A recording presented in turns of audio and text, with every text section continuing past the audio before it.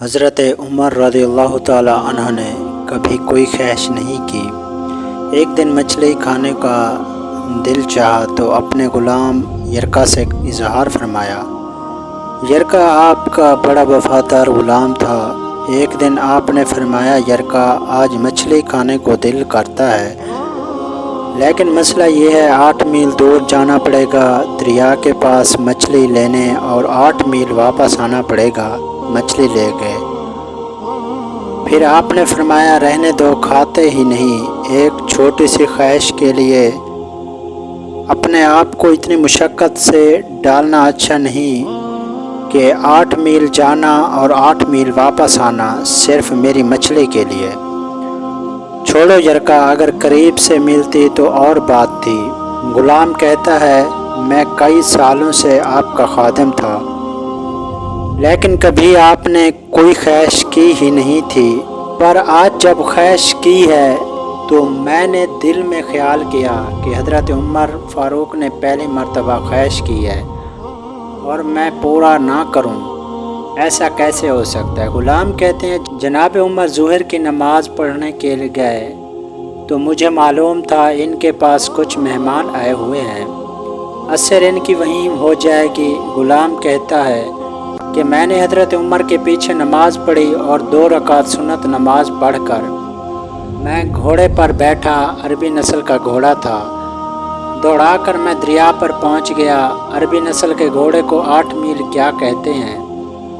وہاں پہنچ کر میں نے ایک ٹوکرا مچھلی کا خریدا اور حضرت عمر رضی اللہ تعالی عنہ کی عصر کی نماز ہونے سے پہلے میں واپس بھی آ گیا، اور گھوڑے کو میں نے ٹھنڈی چھاؤں میں باندھ دیا تاکہ اس کا جو پسینہ آیا ہے وہ خشک ہو جائے اور کہیں حضرت عمر فاروق دیکھ نہ لیں۔ غلام کہتا ہے کہ گھوڑے کا پسینہ تو خشک ہو گیا، پر پسینے کی وجہ سے گرد و غبار گھوڑے پر جم گیا تھا، جو واضح نظر آ رہا تھا کہ گھوڑا کہیں سفر پہ گیا تھا۔ پھر میں نے سوچا کہ حضرت عمر فاروق دیکھ نہ لیں۔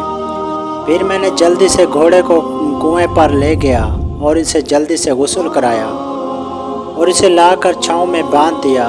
جب ہماری خواہشات ہوتی ہیں تو کیا حال ہوتا ہے، لیکن یہ خواہش پوری کر کے ڈر رہے ہیں کیونکہ ضمیر زندہ ہے۔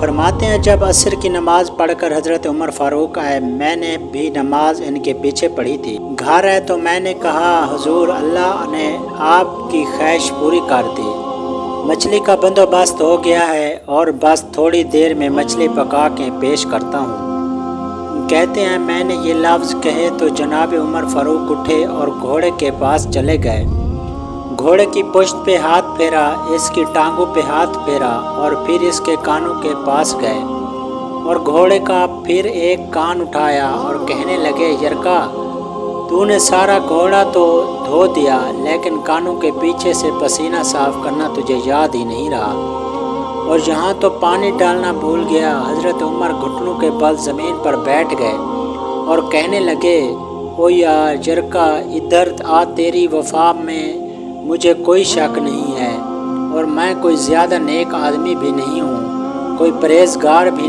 میں تو دعا مانگتا ہوں، اے اللہ میری نیکیاں اور برائیاں برابر کر کے مجھے معاف فرما دے، میں نے کوئی زیادہ تقوی اختیار نہیں کیا۔ بات کو جاری رکھتے ہوئے فرمانے لگے، یار ایک بات تو بتا، اگر یہ گھوڑا قیامت کے دن اللہ کی بارگاہ میں فریاد کرے کہ یا اللہ، عمر نے مجھے اپنی ایک خواہش پوری کرنے کے لیے 16 میل کا سفر طے کرایا، اے اللہ میں جانور تھا، بے زبان تھا، 16 میل کا سفر ایک خواہش پوری کرنے کے لیے، تو پھر یرکا تو بتا، میرے جیسا وجود کا کمزور آدمی مالک کے حضور گھوڑے کے سوال کا جواب کیسے دے گا؟ یرکا کہتا ہے، میں اپنے باپ کے فوت ہونے پر اتنا نہیں رویا تھا جتنا آج رویا۔ میں تڑپ اٹھا کہ حضور، یہ والی سوچ، یہاں تو لوگ اپنے ملازم کو نیچا دکھا کر اپنا افسر ہونا ظاہر کرتے ہیں۔